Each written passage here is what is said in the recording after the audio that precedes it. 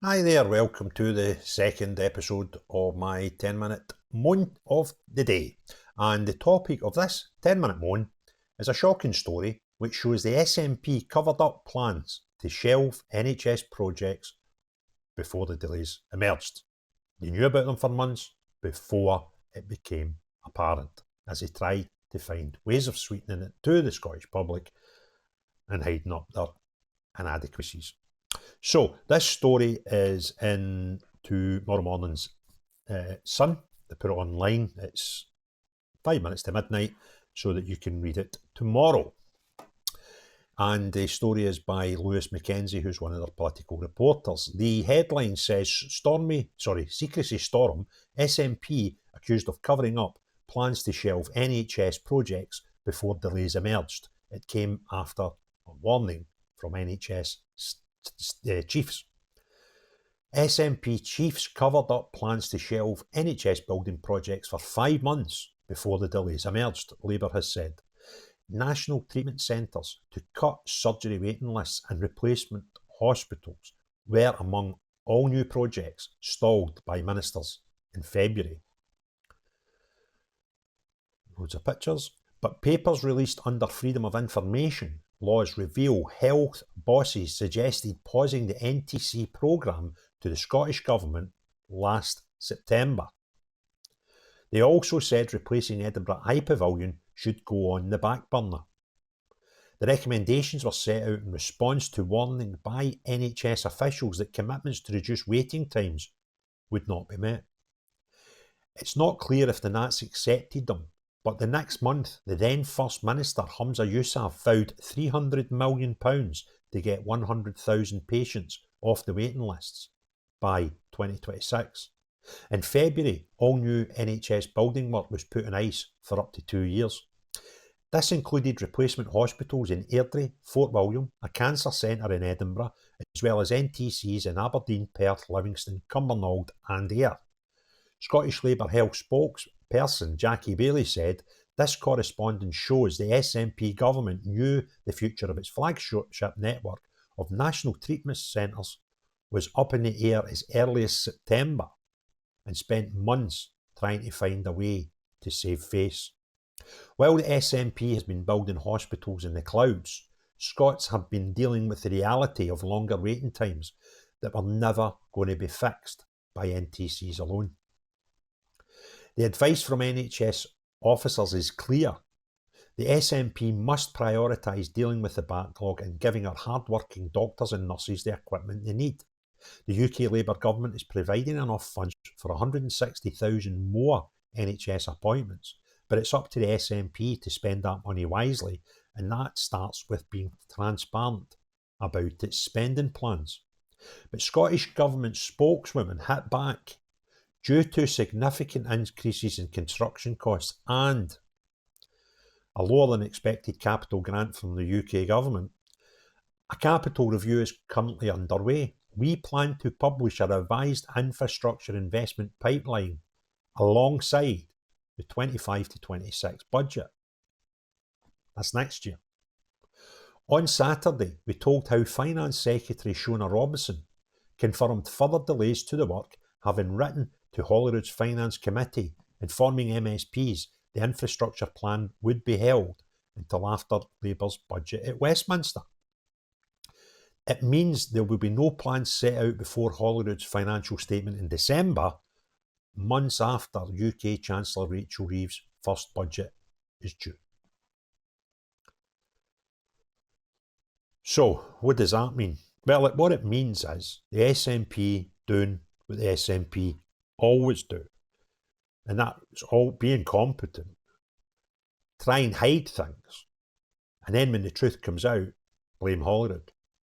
Now, what they've been doing for years is blame Westminster,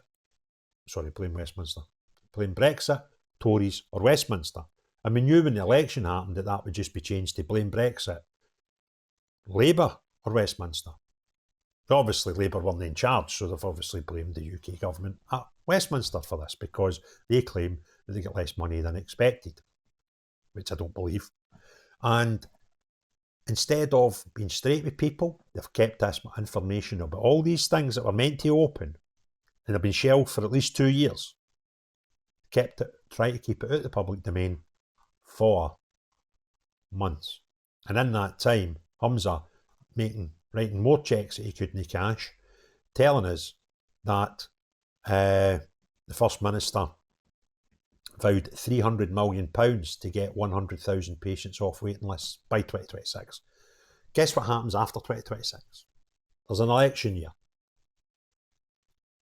So why don't we just make everything 2026, 2027? Why don't we just put everything up the park? Yeah?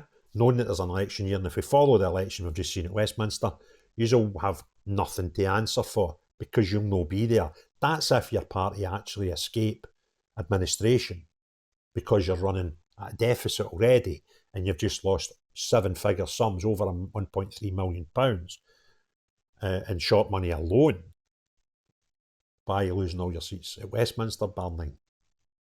So it just beggars belief. These people who will be at a wit's end, some of them waiting for treatments, big wide range of treatments, from probably like cataracts to cancer and everything in between. Buying into this thing that we've got all these building projects, I might be able to get, you're one of these 100-odd thousand people on the waiting lists, that you might be able to get whatever it is that you need to make your life better.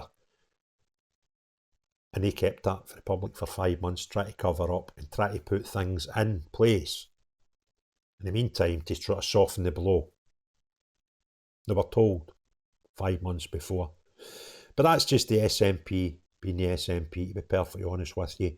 And I'm looking forward to the next few weeks, because what we'll see is taken away from the government stuff, but the that party themselves, their accounts will have been lodged at the start of July with the Electoral Commission, and the books will be available for the public to see in no time whatsoever, within a matter of weeks. And then we'll have a better idea at how bad the SNP party, it's a separate thing from government, that's their party itself, when we see the accounts for 2023, their accounts will be a calendar year. And although that'll include, and we'll not see the impact of losing £1.3 million of short money plus other monies because of the devastating result they had at the election, it'll give us a good snap point to say, well, that's how they've operated without two things, without losing this 1.3 million and fighting an election, which would cost money. And it'll give the public a better idea to see how the party itself are placed financially. But I think it's safe to say that it will be rotten. And I just don't see how this party can continue when the year before they'd already lost £800,000 and they entered that year with about £50,000 in the bank. If their losses are anything like that again in 2023, and then we need to factor in that they're going to be millions of pounds down the following year, when that takes into account the losses of their short money, etc., they're not in a great financial place. And it'd be interesting to see what the auditors' notes say on their accounts this year, because last year the auditors' accounts quite clearly showed that there was money put in, cash into the party, that they couldn't really give any paperwork to explain where it came from. That was shocking, wasn't it? So, looking forward to that. If you thought the stories with the SNP were going to slow down now that they've not got a place in Westminster, Humza's away, he was a bit of a liability, this is still a Humza story, because this is at the time when he was the First Minister, when they were trying to hide information. But for freedom of information requests, it came to light that they were open and honest and transparent. They never are they? So if you enjoyed the video, give it a thumbs up. If not already done so, please consider subscribing and hitting the notifications bell. But more importantly than all of that, as long as you're no Humza, any of the SNP or any of their ever-decreasing cult members that they have in their party as members, everyone else, have a great day. Cheery bye now.